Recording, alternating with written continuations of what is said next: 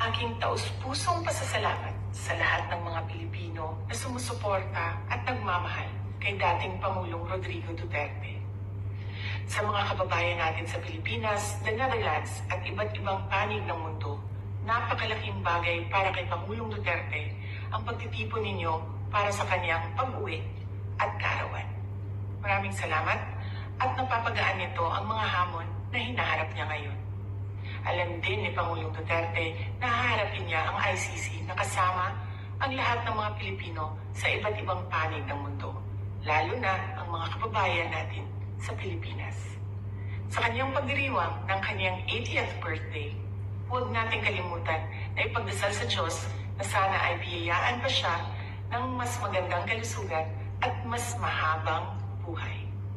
Hilingin din natin sa Diyos na sana ay makauwi na agad si Pangulong Duterte sa Pilipinas. Ang ating mga pagtitipon ay nagpapatunay ng lakas, tapang at paninindigan ng mga Pilipino. Sana ay magpatuloy din ang inyong suporta at pagmamahal sa ating dating Pangulo hanggang sa darating na halalan ng ating mga senador. Sa inyong kaisong suporta o pag-ampo, kami nagasandig o naghinaot na atong makabot ang hustisya alang kang Rodrigo Duterte sa mga Pilipino o sa atong nasod, Pilipinas. Syukran.